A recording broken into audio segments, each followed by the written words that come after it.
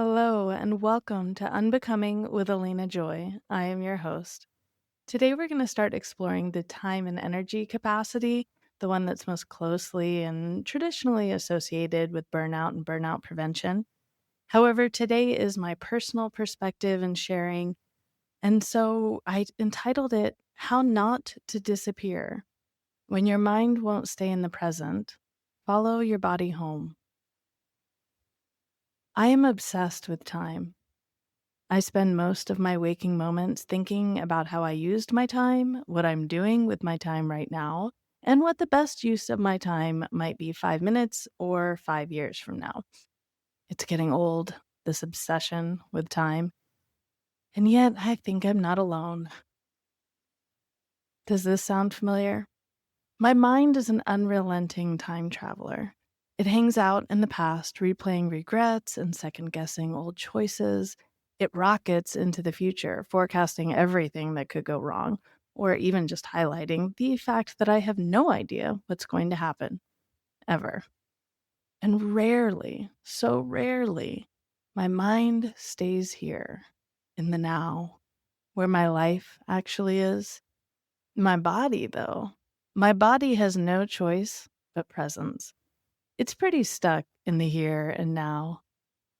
And when I want my mind to come back to now, where I actually have power, I follow my body.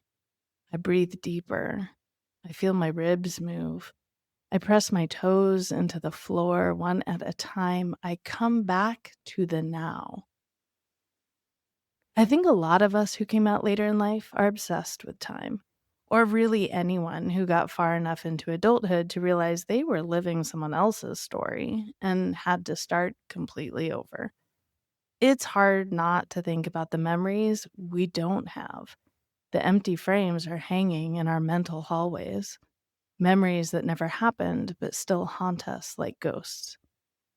I wonder what prom would have been like if Jennifer had asked me and I'd had the guts to say yes.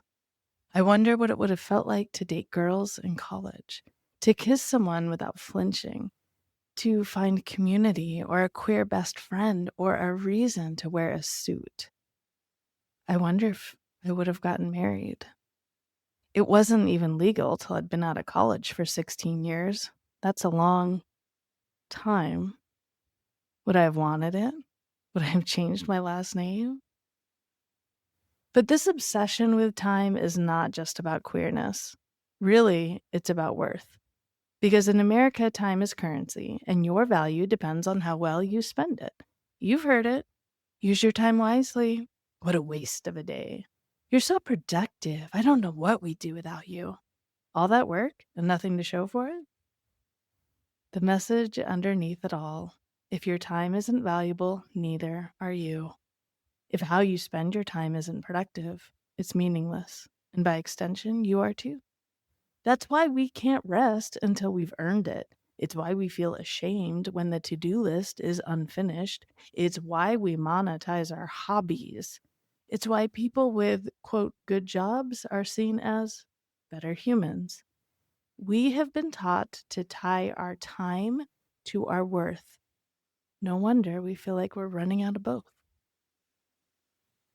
The church once taught me, lose yourself in the service of others, and you will find yourself. It made sense, especially as a woman, especially in a church that praised invisibility as virtue. Toward the end of conversion therapy, I tried to go back, just once. I was sitting in the back of Sunday school, and that same phrase floated up again: lose yourself in service. But this time it did not land like inspiration, like a solid path into my future. This time was different. It landed like ice water down my spine. Not because service is bad, but because I had already lost myself. And now I was dangerously close to disappearing. It was easier to lose myself than to know myself. It's so much easier to be useful than to be whole. And it's really hard to find that little something that's almost nothing. So I closed my eyes. I breathed into the bottom of my belly. I felt the expansion in my back. I pressed my toes into the floor, one at a time, and I asked, Body, what do you need right now? My body did not hesitate. It walked me out of that church before I could blink, out of that building, and into life 2.0. A year later, 2018, I wrote this.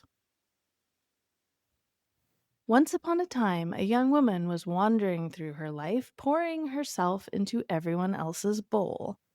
Wife, mother, friend, church volunteer, dutiful daughter, loyal sister, scout mom, and on and on and on.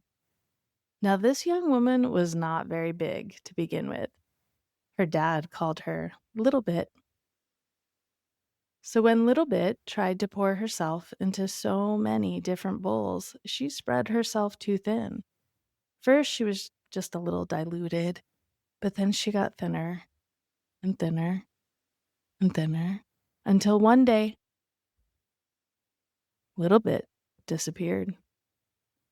All that was left was a Stanley Cup on the floor and a leftover merit badge from last night's pack meeting. But right before she vanished for good, something deep inside whispered, "Not yet." She was tired. There was not much left of her, but she knew she wasn't finished. She couldn't be. Little Bit willed herself to reemerge, and this time she was determined not to disappear. She couldn't get rid of all the bowls. She liked all the bowls. What she could do was make more of her. She thickened herself up. Every time she sat to meditate, every solitary walk, every book devoured, every journal entry, every fishing trip, they all made more of her. Today, she's not Little Bit. Today, Elena Joy is a whole lot. She's a hurricane. She's not for everyone, but the people lucky enough to be poured into by her are never the same. It's your turn, fam. Thicken up. We need all of you. It's time to be here now. And I have a special invite for you. This month, for the first time ever, I am running my capacity assessment for free with the public. It's going to be during my joyful office hours, which is August 21st at 1 p.m. Pacific time. You do need to register, but it is free. And you're going to be able to take the assessment to find out in which of the capacities is your burnout risk the highest. And then we're going to do some exercises to address that, like immediately. It's going to be a great time. I hope to see you there. To register, go to joyfulofficehours.com. Come join us, be part of the conversation for an hour, take an assessment, figure out where your risk is the highest, learn a few new cool things. You'll love it, I promise. All right, fam, be good to yourselves. I appreciate you.